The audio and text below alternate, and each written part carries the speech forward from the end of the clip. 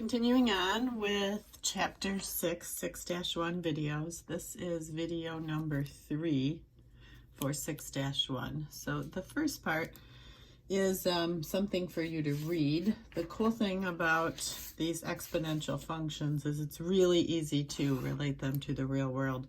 And that's what this is kind of doing, and giving you some stuff to think about in your future about saving money. So you should read that. So if you haven't, pause the video, take some time to read that. I'm going to go on to some new formulas and probably 1 or 2 problems in this video. So exponential models, we call them, because we use them to model the real world. Things like how much money will I have in the bank when I get interest? How long or how much will my car be worth after I've owned it for 5 years or 10 years, stuff like that. So this says some real life quantities increase or decrease by a fixed percentage each year or other time periods. The amount Y of such quantity after T years will be modeled by one of these equations. So these probably look different. They are different than the exponential models that we looked at in the first part. They look a little more complicated for one, because this is what we were looking at. But notice this is our variable. This is also a variable. So this T, you can say, is like your X. So they're still exponential because your variable is an exponent in both of these. So if we go through this Y, this is like your output. So time is your input, your amount, or your Y, is your output. So it says right here, Y is your final amount. There's a mistake in these notes. You need to fix this right now.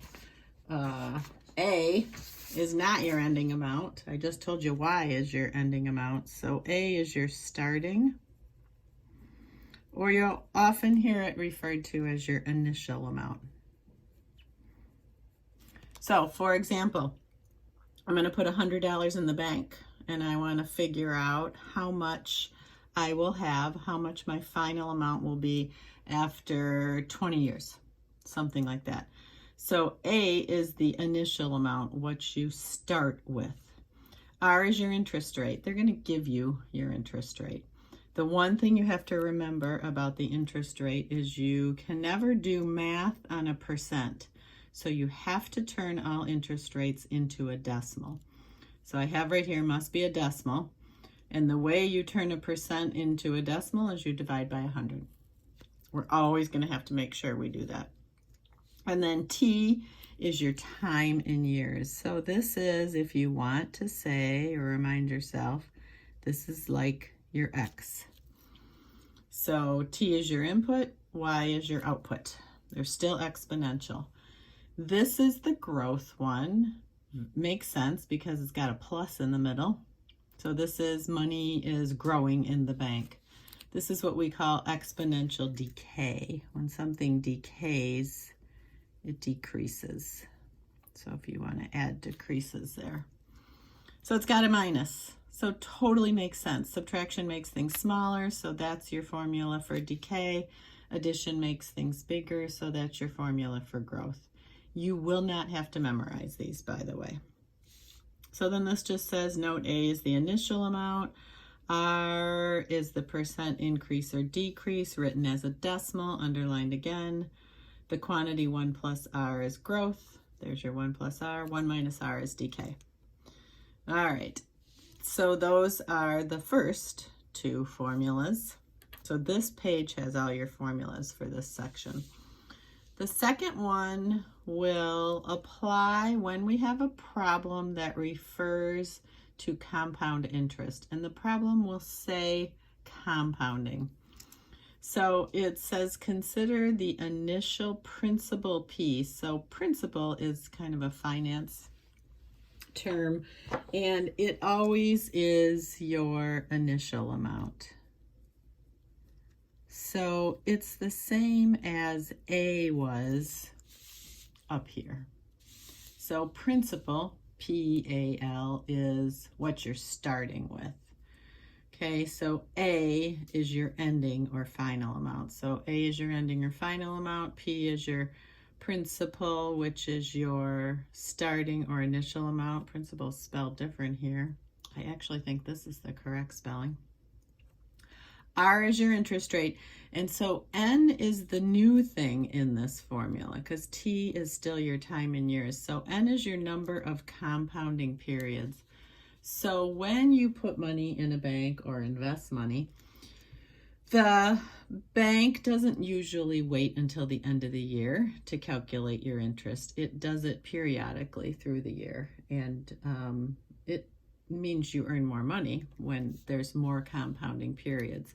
So for example, if a problem says your interest is compounding quarterly, that means your N is 4, because quarter means 4, right? There's 4 quarters in a dollar. So your interest is calculated 4 times a year. Okay, so sometimes it might say every 6 months. It might say daily. So for instance, if it's daily, N would equal 365. So N is the number of times that your interest is compounded or calculated. So let's look at some problems. Again, the best way to do these is to see it in action. So first of all, you want to read the problem, and the first thing you want to try to figure out is, what am I looking at here? Is it growth or decay, or is it compounding? So this says the value of a car, Y, in thousands of dollars can be approximated by the model. Oh, well, this one, they gave me the model already, so I don't even have to figure out. Because when I look at this, here is my variable, my T. So here is my base. So my base is 0.85. So that is between 0 and 1, right? That's a measuring cup number. So that means that this is decay. So this is definitely decay. Can be approximated by this model where T is the number of years since the car was new. So that makes sense because the value of a car decreases or goes down or decays as time goes on. So lots of times just reading the problem will let you know whether you're doing exponential decay or growth. So tell whether the model represents growth, exponential growth or exponential decay. It's definitely decay. Cars decay in value. We wish they didn't, but they do. And this base is less than 1. So that is definitely decay. Then it says, identify the annual percent increase or decrease in the value of the car. So when I'm looking at this, I'm like, I don't. So this is asking, it says percent increase. So this is asking for what is your R. So let's write that formula for decay. So right, it looked like this. A, it had a minus in the middle because we were decaying to the T.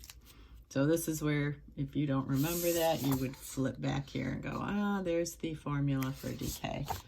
So it's always helpful to write the formula, and before you know it, you'll have it memorized. Now I'm going to write this formula they gave me right underneath it.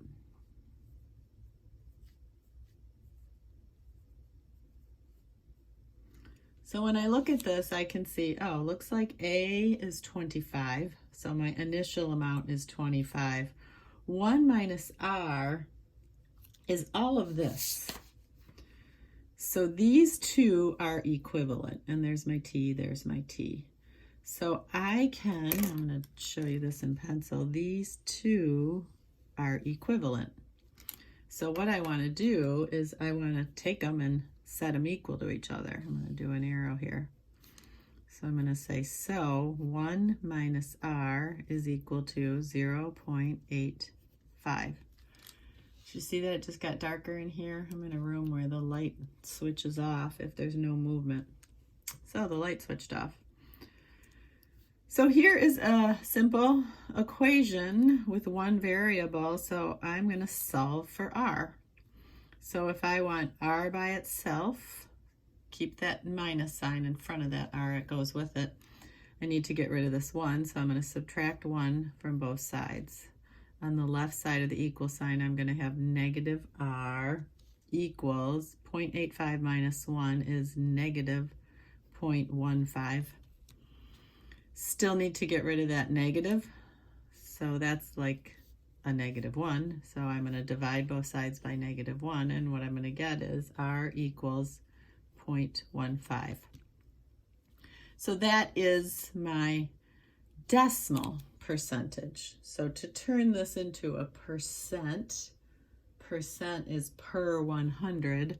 So I'm going to multiply 0.15 times 100, and r is actually 15%. Or some of you might have learned if you have a decimal and you want a percent, you move the decimal 2 places to the right. That's what multiplying by 100 does. So this is the decay rate that's happening with this car. So basically what this says is they bought the car for $25,000, and every year, because it says annually, its value is decreasing by 15%. So then it says estimate the value after 5 years. Okay, so this is important. I'm going to underline it. That tells me T is 5. So now what I want to do is I want to go back to this equation here, and I want to put in T equals 5. So instead of this, I'm going to substitute 5 in for T. And then this is one where I can do right in my calculator. I'll try it on this one, see if I can get it where you guys can see it. And if you're careful and you use the parentheses, a lot of these you can punch right in. When we get to the ones where you can't, I'll let you know. So I'm going to punch in 25, parenthesis, 0.85, parenthesis, and then I'm going to use my exponent button to the, see it puts that little arrow on the screen, to the 5th. And then I'm going to punch it in. And then before I write it down, I'm going to think to myself, does that make sense? So I have 11.09. So I want to think, started with 25,000. The value of the car is going down. So should be a number less than 25. If I get something bigger than 25, I mess something up. If I get something ridiculously small, I mess something up. But I would say 11.09 seems reasonable. 15% every year. 2 things here you might notice. I didn't do an equal. This is the symbol for approximately. And the reason I did approximately is I chopped this number off, right? This is a long decimal. I only did 2 decimal places. And I would like you to always do 2 decimal places. So I'm going to say it's approximately equal to 11.09. The other thing we have to remember, this is a story problem, some people like to call them. Story problem requires a story answer. So you're either going to have some words or some units attached to every single answer. If you don't, you're going to lose points. So I'm not just going to put 11.09 and put a box around it. What I'm actually going to say is it's equal to 11.09. These are dollars. So there's my symbol for dollars. And then up here, it said we're talking about thousands in all of this. Because obviously you don't buy a car for $25. So then I'm going to put 1,000.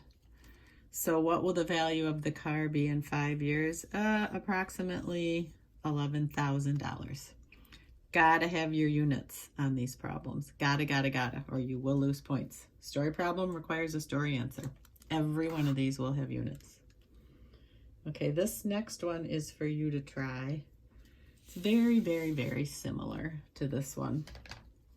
So try this problem. Pause the video, like I say. Try the problem and see what you come up with. So if you tried this problem, you should have gotten approximately $8.9 thousand. So let's see what was happening here.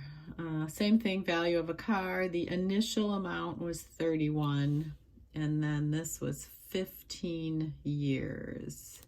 And what was our percentage rate here? Oh, we had to figure out our percentage rate. So your percentage rate, you should have gotten 8%. And up here it is decay, because our decay factor is 0.92. This is less than 1. All right, what do we add here? I think I will do these next two in a separate video.